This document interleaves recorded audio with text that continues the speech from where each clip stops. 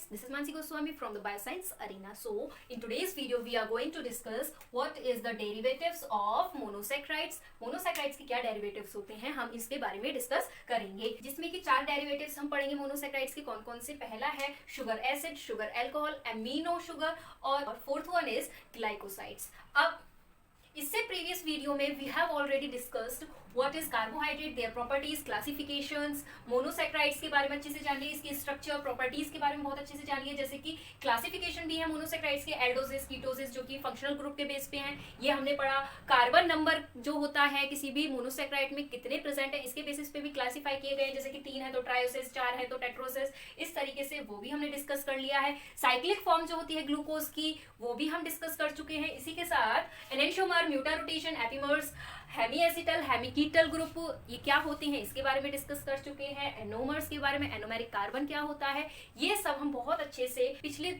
Video में हम बहुत अच्छे से पढ़ चुके हैं। तो अगर आपको इन सब के बारे में अच्छे से जानना हो तो इन वीडियोस की लिंक विद नोट्स आपको मेरे डिस्क्रिप्शन बॉक्स में मिल जाएगी। तो आज हम शुरू करेंगे डेरिवेटिव्स ऑफ मोनोसैक्राइड्स। अगर आपको इन सभी के बारे में अच्छे से जानना है तो इन वीडियोस की लिंक आपको मेरे डिस्क्रिप्शन बॉक्स में मिल जाएगी नोट्स के साथ। और जो आपको नोट्स प्रोवाइड कराए गए हैं कार्बोहाइड्रेट के, उसमें A to Z बहुत अच्छे से एक्सप्लेन किया हुआ है, बहुत ईजी लैंग्वेज है। और इसी के साथ नोट्स में लिखा हुआ है, मैं सिर्फ यहाँ पर वो ही समझा रही हूँ ताकि आपको नोट्स को समझने में और नोट्स को लिखने में बिल्कुल भी दिक्कत ना।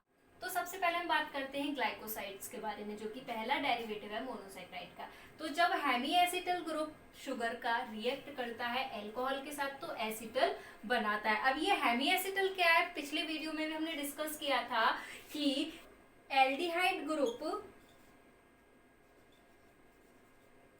रिएक्ट करेगा किसके साथ, अल्कोहल के साथ, तो बनाता है हेमीएसिटल।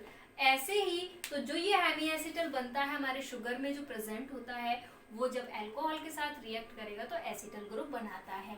और हम दूसरी भाषा में ये बोल सकते हैं कि हेमीएसिटल ग्रुप का जो OH होता है, इसका कंडेंसेशन होता है किसके साथ, अल्कोहल के साथ, तो एसिटल ग्रुप बनाता है। अब इसका जैसे एग्जांपल है, अगर हमारे हेमीएसिटल ग्रुप क्या है, ग्लूकोज है, ठीक है, तो ग्लूकोज का जो ग्लाइकोसाइड होगा वो क्या बनाएगा, ग्लूकोसाइड बनाएगा, ग्लूकोज का ग्लाइकोसाइड। अब इन केस ग्लूकोज की जगह गैलेक्टोज प्रेजेंट हो तो बनेगा गैलेक्टोसाइड। ऐसे ही फ्रुक्टोज प्रेजेंट होगा तो फ्रुक्टोसाइड। तो इस तरीके से हमारे ग्लाइकोसाइड का फॉर्मेशन होता है। और ये जो ग्लाइकोसाइड्स होते हैं इनका यूज भी बहुत ज्यादा किया जाता है, एंटीबॉडीज बनाने में यूज किया जाता है। जैसे कि इसका एक एग्जांपल है एजिथ्रोमाइसिन, ये एक ग्लाइकोसाइड है जो कि एज ए एंटीबॉडी यूज की जाती है ड्रग्स में।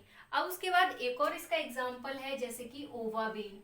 ये जो ओवाबेन होता है ये क्या करता है कि जो हमारे सेल मेम्ब्रेन के across sodium potassium ions exchange होते हैं, तो वो जिस एंजाइम की वजह से एक्सचेंज होते हैं उस एंजाइम को ये इनहिबिट कर देता है, यानी कि रोक देता है। तो ये 2 मेन ग्लाइकोसाइड्स हैं जो कि यूज किए। अगला डेरिवेटिव है मोनोसैक्राइड का शुगर एसिड।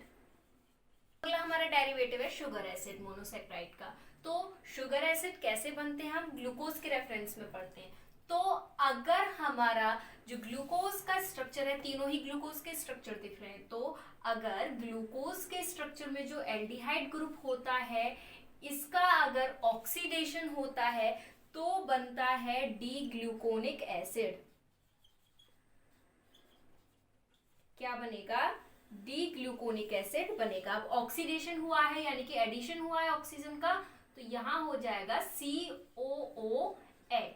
तो ये है पहला sugar acid D gluconic acid, जिसमें क्या हुआ, एल्डिहाइड ग्रुप का ऑक्सीडेशन हुआ तो COOH यहाँ पर फॉर्म हो गया। अब हम दूसरा देखते हैं, दूसरे में क्या होगा कि इसमें जो ऑक्सीडेशन होगा वो जो हमारा OH ग्रुप होता है नीचे वाले टर्मिनल पे, इसका ऑक्सीडेशन होगा।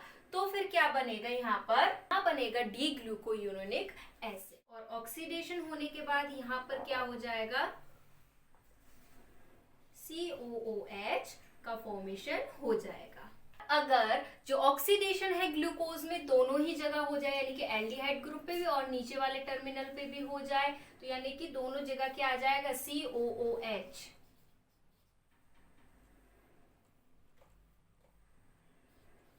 तो क्या बनेगा, डी ग्लूकेरिक एसिड का फॉर्मेशन हो जाएगा। ये बन गए हमारे शुगर एसिड, जो कि डेरिवेटिव्स होते हैं मोनोसैकेराइड्स के। तो अभी हमने शुगर एसिड देखा, जिसमें कि देखा हमने अगर ऑक्सीडेशन होता है हमारा एल्डिहाइड ग्रुप का किसी भी मोनोसैकेराइड में, तो उसको हम बोलते हैं एल्डोनिक एसिड। क्या बोलेंगे, एल्डोनिक एसिड बोलेंगे। जैसे कि हमने ग्लूकोज देखा, अगर मोनोसैकेराइड हमारा ग्लूकोज है तो ग्लूकोनिक एसिड हो गया वो।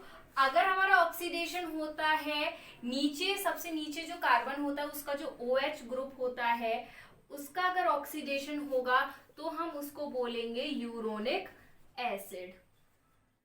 इन केस ऑक्सीडेशन हमारा दोनों का ही होता है, एल्डिहाइड ग्रुप का भी जो फर्स्ट कार्बन पे प्रेजेंट होता है और जो सबसे नीचे वाले कार्बन पे प्रेजेंट होता है OH ग्रुप, दोनों का ही ऑक्सीडेशन होगा, तो हम उसको बोलेंगे एल्डेरिक एसिड। एल्डोनिक एसिड का एक और एग्जांपल है एल एस्कॉर्बिक एसिड, जिसे हम विटामिन सी भी बोलते हैं। तो अगर एमसीक्यू में आता है विटामिन सी या एल एस्कॉर्बिक एसिड कौन सा शुगर का डेरिवेटिव है, तो वो शुगर एसिड है, मोनोसैकेराइड्स है। तीसरा डेरिवेटिव शुगर एल्कोहल। तीसरा डेरिवेटिव है मोनोसैकेराइड का शुगर एल्कोहल। तो शुगर एल्कोहल क्या होते हैं, हमारे कार्बोक्सिल ग्रुप जो होते हैं एल्डोसिस और कीटोसिस के, कार्बोक्सिल ग्रुप एल्डोसिस और कीटोसिस, कीटोसिस एल्डोसिस का जो कार्बोक्सिल ग्रुप होता है ये रिड्यूस होता है किसके साथ, हाइड्रोक्सिल के साथ, और फॉर्म करता है शुगर एल्कोहल। सिंपल ये है। अब जो शुगर एल्कोहल होते हैं ये हमेशा लीनियर फॉर्म में ही प्रेजेंट होते हैं, यानी कि ये सर्कल या साइक्लिक फॉर्म नहीं बना सकते हैं। अगला डेरिवेटिव है हमारा अमीनो शुगर। जैसे ये हमारा ग्लूकोज का स्ट्रक्चर है, बहुत अच्छे से आ गया होगा, अब तो हमने पिछली भी कितनी सारी वीडियोस में बना चुके हैं। स्ट्रक्चर है हमारा बीटा डी ग्लूकोज का, ठीक। तो हमने यहाँ पर बीटा क्यों लगाया, अगर हमारा OH ग्रुप फर्स्ट कार्बन का ऊपर होता है तो हम बीटा लगाते हैं, अगर ये नीचे हो जाता है तो हम यहाँ पर अल्फा लगाते। तो ये है हमारा बीटा डी ग्लूकोज। अब हमने क्या बोला कि हम OH की जगह अगर अमीनो ग्रुप लगा दें तो क्या हो जाएगा, वो अमीनो शुगर बन जाएगा। तो यहाँ पर OH है, यहाँ अगर मैं लगा दूं NH2, तो अब ये क्या बन गया, बीटा डी ग्लूकोज अमीन। तो ये हो गया हमारा अमीनो शुगर। आई होप आपको समझ में आ गया होगा। OH की जगह सिर्फ मैंने यहाँ क्या करा है, NH2 यानी कि अमीनो ग्रुप लगाया है, तो ये हमारा अमीनो शुगर का फॉर्मेशन हो गया, जिसको हमने बोला है बीटा डी ग्लूकोज। अगर मैं यहाँ पर एसिटाइल अमीनो ग्रुप लगा दूं तो, यानी कि एसिटाइल अमीनो ग्रुप का मतलब ये हमारा क्या है, एन एसिटाइल अमीनो ग्रुप है। तो अब इसका नाम क्या हो जाएगा, N acetyl amino beta D glucose. तो ये हो गया हमारा दूसरा अमीनो शुगर। तो ये है एग्जाम्पल अमीनो शुगर के। अगर ये गैलेक्टोज में होता है, ये तो ग्लूकोज का स्ट्रक्चर में है, अगर गैलेक्टोज में एन एसिटाइल अमीनो ग्रुप जुड़ जाए तो उसका क्या नाम हो जाएगा, N acetyl amino beta D galactose amine. Simple. तो इस तरीके से हम इनके नोमेनक्लेचर भी कर सकते हैं। अब इसी के साथ ये जो एन एसिटाइल ग्लूकोज अमीन है ये ज्यादातर कहाँ पर पाया जाता है, तो ये बैक्टीरियल सेल वॉल में भी प्रेजेंट होता है। तो जब बैक्टीरिया का सेल वॉल का स्ट्रक्चर कंपोजिशन पढ़ते हैं तो हम वहां पर भी इसके बारे में थोड़ा बहुत जानते हैं।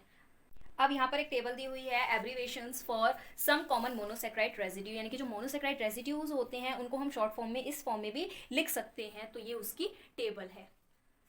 तो यहाँ हमारी वीडियो खत्म होती है। इसी के साथ मोनोसेक्राइड्स का कॉन्सेप्ट भी क्लियर होता है। अब नेक्स्ट वीडियो में हम डिस्कस करेंगे ऑलिगोसेक्राइड, पॉलीसेक्राइड, डाइसेक्राइड, इनके बारे में, शुगर, नॉन शुगर, इनके बारे में भी डिस्कस करेंगे कि कौन से कार्बोहाइड्रेट शुगर होती है, कौन सी कार्बोहाइड्रेट नॉन शुगर होती है, और इन दोनों शुगर और नॉन शुगर का मतलब। वीडियो पसंद आई हो और भी बायोटेक्नोलॉजी, बायोकेमिस्ट्री या फिर बायोलॉजी के अदर ब्रांचेस से रिलेटेड वीडियोस के लिए विद नोट्स आप मेरा चैनल सब्सक्राइब करें, लाइक बटन प्रेस करें और इसी के साथ अपने फ्रेंड्स में भी शेयर करें।